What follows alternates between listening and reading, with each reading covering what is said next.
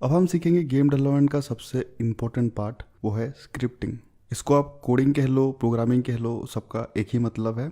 अगर आपको प्रोग्रामिंग के बारे में पहले से थोड़ा बहुत नॉलेज है तो आप प्रोग्रामिंग के पहले कुछ पार्ट को स्किप कर सकते हो, क्योंकि यहाँ पर मैं बिल्कुल स्टार्टिंग से एक्सप्लेन करूंगा। वेरिएबल क्या होता है, फंक्शन क्या होता है, क्लास क्या होता है, ये सब चीज़ें मैं एक्सप्लेन करूंगा। तो अगर आपको पहले से पता है ये सब क्या है तो इसको आप स्किप कर सकते हो। तो गेम डेवलपमेंट में स्क्रिप्ट का क्या रोल होता है? इसके मदद से हम गेम ऑब्जेक्ट्स का बिहेवियर को चेंज कर सकते हैं। उनको हम इंस्ट्रक्शन दे सकते हैं कोई स्पेसिफिक टास्क परफॉर्म करने के लिए। फॉर एग्जांपल, हम चाहते हैं कि जब यूज़र लेफ्ट बटन पर क्लिक करे तो प्लेयर लेफ्ट की तरफ मूव करे, और जब राइट बटन पर क्लिक करे तो वो राइट की तरफ मूव करे। ठीक उसी तरह अगर प्लेयर को बुलेट लगे तो उसका हेल्थ डाउन हो, और अगर हेल्थ 0 हो जाए तो फिर गेम ओवर हो जाए। तो ये सब चीज़ को हम डिफाइन करते हैं कोड के थ्रू। कोई भी कोड या फिर स्क्रिप्ट लिखने के लिए अलग अलग प्रोग्रामिंग लैंग्वेजेस होते हैं। जैसे हमारा रियल वर्ल्ड में अलग अलग लैंग्वेजेस होते हैं, हिंदी, इंग्लिश, मराठी, उर्दू, पंजाबी। सबका काम एक ही होता है, इनको हम कम्युनिकेशन के लिए यूज़ करते हैं। लेकिन हर एक लैंग्वेज का अपना अपना एक स्पेशलिटी होता है। जैसे पंजाबी में गाने बहुत अच्छे बनते हैं और उर्दू में शायरी बहुत अच्छे बनते हैं। ठीक उसी तरह अलग अलग प्रोग्रामिंग लैंग्वेज का अपना अपना एक स्पेशलिटी होता है। और गेम डेवलपमेंट के लिए हम यूज़ करते हैं C# का। ये बहुत ही एडवांस और वर्सटाइल लैंग्वेज है जो कि पॉपुलरली यूज़ होता है गेम डेवलपमेंट के लिए। आप चाहे कोई भी प्रोग्रामिंग लैंग्वेज यूज़ करो, उनमें 3 मेजर कंपोनेंट्स होते हैं। वो है वेरिएबल, फंक्शन और क्लास। तो ये सब क्या है, इनको एक एक करके समझते हैं। बचपन में अगर आपने थोड़ा बहुत पढ़ाई की है तो आपको ये क्वेश्चन जरूर याद होगा, if x is equal to 2, y is equal to 3 and z is equal to x plus Y, then what is the value of z। तो यहाँ पर x, y और z क्या है? ये वेरिएबल्स है जो कुछ वैल्यूज़ को स्टोर कर रहे हैं। वेरिएबल का अगर प्रॉपर डेफिनेशन पे जाए तो ये एक कंटेनर है जो अलग अलग टाइप का वैल्यूज़ को स्टोर कर सकता है, चाहे वो कोई पॉजिटिव नंबर हो, कोई नेगेटिव नंबर हो, कोई अल्फ़ाबेट हो, कोई वर्ड हो, या फिर ट्रू फॉल्स। और वेरिएबल का सबसे बड़ा कैरेक्टरिस्टिक ये है कि इनका वैल्यूज़ को हम कभी भी चेंज कर सकते हैं। फॉर एग्जाम्पल 2 एक कांस्टेंट है, इसको हम 5 या 6 नहीं कर सकते। लेकिन x एक वेरिएबल है, इसका वैल्यू को हम कभी भी चेंज कर सकते हैं और इसके अंदर हम कुछ भी वैल्यू स्टोर कर सकते हैं। तो ये होता है डिफरेंस एक कांस्टेंट और वेरिएबल के बीच में। एक गेम के अंदर बहुत सारे वेरिएबल्स हो सकते हैं, जैसे speed, player health, enemy health, coins, ammo. ये सब एक वेरिएबल्स है जो कुछ वैल्यू को स्टोर करते हैं। वेरिएबल क्या है ये हम समझ गए। अब इसको डिक्लेयर कैसे करते हैं, मतलब इसको हम क्रिएट कैसे करते हैं। इसका सिंपल सा फॉर्मेट है, data type space variable name और फिर सेमीकोलन। अब ये क्या है इसको समझते हैं। सबसे पहले देखते हैं डेटा टाइप क्या है। इसका नाम से आपको समझ में आ रहा होगा, ये डिफाइन करता है कि हमारा वेरिएबल किस टाइप का डेटा को स्टोर करेगा। अलग अलग टाइप का डेटा टाइप्स होते हैं। सबसे पहला आता है इंट। इंट डिफाइन करता है इंटीजर्स को, मतलब सारे नेगेटिव और पॉजिटिव नंबर्स इंक्लूडिंग 0। इसके बाद आता है फ्लोट। फ्लोट के अंदर आता है सारा इंटीजर्स प्लस पॉइंट वैल्यूज़। फिर आता है कैर, ये डिफाइन करता है कैरेक्टर्स को। कैरेक्टर मतलब कोई भी single alphabet, single digit number या फिर कोई स्पेशल सिंबल। तो ध्यान रखना 1 0 10 नहीं है, यहाँ पर 1 एक कैरेक्टर है और 0 एक कैरेक्टर है। ठीक उसी तरह -2 एक कैरेक्टर नहीं है, माइनस एक सेपरेट कैरेक्टर है और 2 एक सेपरेट कैरेक्टर है। फिर आता है स्ट्रिंग। यहाँ पर हम मल्टीपल कैरेक्टर्स को स्टोर कर सकते हैं।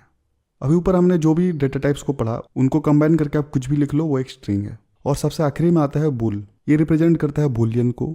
ये स्टोर करता है आइदर ट्रू या फिर फॉल्स। डेटा टाइप क्या होता है ये हमने देखा। अब आता है वेरिएबल नेम। ये बेसिकली वेरिएबल का नाम होता है। हमने जो एग्जाम्पल्स देखे थे x, y, z, ये सब वेरिएबल का नाम है। वेरिएबल का हम कुछ भी नाम रख सकते हैं, लेकिन इनका नाम रखने का कुछ रूल्स है जिनको हमें स्ट्रिक्टली फॉलो करना पड़ता है। तो इसका कुछ सिंपल से रूल्स हैं, इनको जान लेते हैं। सबसे पहला तो वेरिएबल का नाम यूनिक होना चाहिए, मतलब आप सेम नाम का 3-4 वेरिएबल्स नहीं डिक्लेयर कर सकते।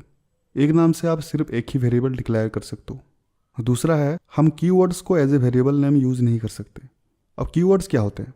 ये कुछ ऐसे वर्ड्स होते हैं जो बाय डिफ़ॉल्ट प्रोग्रामिंग लैंग्वेज के द्वारा डिफाइंड होते हैं। अभी जैसे हमने डेटा टाइप्स को देखा था, इंट, कैर, फ्लोट, ये सब को हमने डिफाइन नहीं किया, ये बाय डिफ़ॉल्ट प्रोग्रामिंग लैंग्वेज के द्वारा डिफाइंड है। तो इनको हम as a variable name use नहीं कर सकते। अब तीसरा रूल ये है कि वेरिएबल का नाम रखने के लिए हम कोई भी अल्फ़ाबेट का यूज़ कर सकते हैं, कोई भी नंबर का यूज़ कर सकते हैं और अंडरस्कोर का भी यूज़ कर सकते हैं। लेकिन इसके अलावा हम कोई भी स्पेशल सिंबल का यूज़ नहीं कर सकते। अब आता है चौथा रूल। वेरिएबल का जो पहला लेटर है वो आइदर कोई अल्फ़ाबेट हो सकता है या फिर अंडरस्कोर हो सकता है, लेकिन नंबर कभी नहीं हो सकता। नंबर को आप बाद में कहीं भी यूज़ कर सकते हो, लेकिन पहला लेटर हमेशा आइदर अल्फ़ाबेट या फिर अंडरस्कोर। ठीक है। और सबसे आखिरी रूल है कि हम वेरिएबल के बीच में स्पेस यूज़ नहीं कर सकते। अगर हमें उनको सेपरेट करना है तो हम अंडरस्कोर का यूज़ कर सकते हैं, लेकिन स्पेस यूज़ नहीं कर सकते। तो ये थे कुछ बेसिक रूल जिनको हमें फॉलो करना पड़ता है वेरिएबल डिक्लेयर करने के टाइम। अब लास्ट में आप देख सकते हो मैंने एक सेमीकोलन ऐड किया है। ये बेसिकली डिनोट करता है कि हमारा लाइन ख़त्म हो गया। जैसे हम इंग्लिश में फुल स्टॉप का यूज़ करते हैं किसी भी स्टेटमेंट को एंड करने के लिए, ठीक उसी तरह हम प्रोग्रामिंग में सेमीकोलन का यूज़ करते हैं किसी भी स्टेटमेंट को एंड करने के लिए। अब आई थिंक आपको ये क्लियर हो गया होगा कि वेरिएबल क्या होता है और इनको हम कैसे डिक्लेयर करते हैं। अब इसका कुछ एग्जांपल्स देख लेते हैं।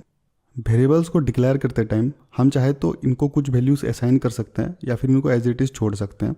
और एक बार अगर हमने वेरिएबल को डिक्लेयर कर दिया फिर हम इनको कहीं भी यूज़ कर सकते हैं और इनका टाइप के हिसाब से इसके अंदर हम कोई भी वैल्यू को स्टोर कर सकते हैं। अगर हमें मल्टीपल सेम टाइप का वेरिएबल को डिक्लेयर करना है तो इनको हम एक ही लाइन में डिक्लेयर कर सकते हैं।